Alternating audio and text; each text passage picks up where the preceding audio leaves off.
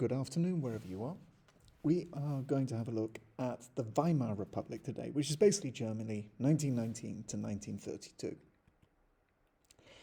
We're going to have to go back a little bit to 1918, and we're at the end of World War I. Germany's losing the war. People in Germany, just like everywhere else in Europe, are not very happy with how things are going, with how many people are dying. So strikes and protests start up all over the country against the war. Now, within Germany, you have a group called the Social Democrats. These are moderate people, kind of in the middle. They're not extreme on the left or the right, but they think that the only way that they can basically save Germany is to get out of the war as fast as they can. And they take control of the Reichstag, which is the German parliament. They found what we now call is the Weimar Republic. This simply is called the Weimar Republic because Weimar is a town in Germany where the government met for the first time and it didn't have a king. After the war, Kaiser Wilhelm, who had been in charge, this absolute monarch, he was sent into exile in in the Netherlands, in Doorn. And the people in charge of the government agreed to end the war and sign the armistice, the Wapenstillstand. This causes them, in the short term, an advantage because Germans aren't dying in this pointless war anymore, which they would probably lose anyway. But the Treaty of Versailles is super unpopular in Germany.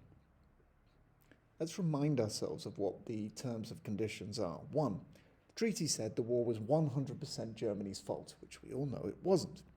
Secondly, Germany had to pay $55 billion worth of reparations. Thirdly, Germany lost 13% of all its land, including the Ruhrgebiet, which is the industrial area next to France, and also land which basically separates East Prussia and West Prussia. This is now given to Poland. Germany lost all of its colonies. These were given to other countries. The army had to disarm. They had a tiny army from what it was before, just 100,000 people. No heavy weaponry, no tanks, no planes, and no German troops in the Rhineland, which is, again, this area here, this key industrial area. In Germany itself, the Treaty of Versailles is called the Diktat. Basically means it was forced on Germany without Germany having anything to say about it. And many people had lots of things before. There was this idea that this treaty was this stab in the back. Many in the army felt that they would have won the war eventually, but these corrupt politicians who only wanted their money stabbed them in the back and betrayed them. Or maybe some people said, no, we were stabbed in the back by communists who wanted this new communist era where all of the money was going to be taken away from good people and given to lazy workers. Or it was the Jews, it was all their fault. They were the ones who stabbed us in the back. We would have won otherwise. Treaty of Versailles, as you can imagine, is hugely unpopular. As we said, many in the army think they never lost World War I. Many think they should never have signed the Diktat, the Treaty of Versailles. Conservative politicians who supported the Kaiser, well, they say, well, this government's illegitimate. You seized power. Didn't win it at any election. You have no right to govern. And communists think that the Social Democrats in charge are awful bourgeoisie capitalists who are basically responsible for the oppression of the workers. It leads to a number of uprisings and lots of violence. The first of which is 1919. This is called the Spartacus Uprising. German communists basically think, well, if you can have a successful revolution in Russia, why not have one in Germany? However, unlike in Russia, this one fails. It's crushed by the army and groups of armed volunteers called the Freikorps. Just 1 year later, on the other side of the political spectrum, a guy called Wolfgang Kapp, who is a kind of extreme nationalist, conservative, wants the Kaiser back, he tries to take power in something called the Kapp Putsch. This is also defeated. Now, within the parliament itself, it's not that everybody in Germany hates democracy. Many people do really support democracy, but the problem is there are lots and lots of different political parties. Because of this, there are lots and lots of different governments, 15 between 1920 and 1933. There's not a lot of stability here. And in addition to not a lot of stability, the economy is in a very, very bad way. So remember the reparations. Germany basically doesn't have enough money to pay. So what can you do if you don't have the money? Well, one rather stupid thing you can do in the short term is just to make more money. So the government has what we call deficits. Deficits means that you basically spend more than you have. Now the government basically couldn't get enough money to pay the reparations, but also pay things like the salaries of its army officers, the salaries of the civil servants, the Ambtenars. So they just start printing money. Obviously, if you print more money, that money doesn't actually become more valuable, it becomes much less valuable, and you get something called inflation. So the money in Germany starts to become less and less valuable. Now, to make this even worse, Germany then can't pay its reparations. The French realize that German money isn't worth anything, so they say, well, I'll tell you what we're going to do. We're going to go and take over all of your factories in the Ruhrgebiet, and we're going to take the money which Germans are making from these factories, and we're going to use it in order to pay off the money that you're supposed to be paying us.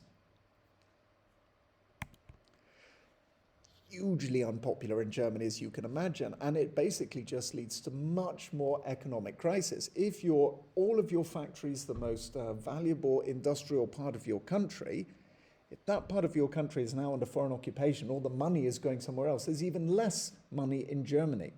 You can see in this political cartoon here, this guy here is a French guy who is eating a German baby, which gives you some idea about how angry the Germans were, and there were huge strikes and armed protests. This obviously doesn't help the German economy because now nothing is being produced. This means that money becomes even less valuable. And between 1921 and 1923, the real wages, that means how much your money can actually buy you, basically real wages or money itself stops to have any value. As you can see here, to buy 1 kilo of bread in 1921, that cost 4 Reichsmarks. That's like their euros, let's say. By November 1923, 201 billion Reichsmarks to buy 1 kilo of bread. Money stops having any worth at all. As you can see, in order to simply go to the shops, you needed to take a wheelbarrow, and people essentially start using their money to heat their homes or for children to play with, but it's no longer valuable at all as money. Eventually, of course, someone realizes that the situation has to be sorted out. A new government comes in. They basically negotiate to end the French occupation and stop the strikes. And America, in what is called the Dawes Plan, step in to basically say, okay, we will try and sort the situation out. And what America does is they basically give Germany loans. They lend them money. Germany can use this money to pay back the Allies, and then the Allies can use that money to pay back the US. Personally, I think it all sounds a bit of a nonsense, but it seemed to have made everyone happy, and it basically calmed the situation down. After 1923, the economy actually had a chance to improve then. The economic situation started to be more stable. The government started to have a little bit more stability. And you had within Germany quite a lot of economic growth. These were called the Roaring Twenties, a time when Germany was a cultural center, where the economy was growing, and there was some confidence again that the future might not be just awful and terrible. But everything is still very, very fragile. And we're going to see after the test week how fragile that is.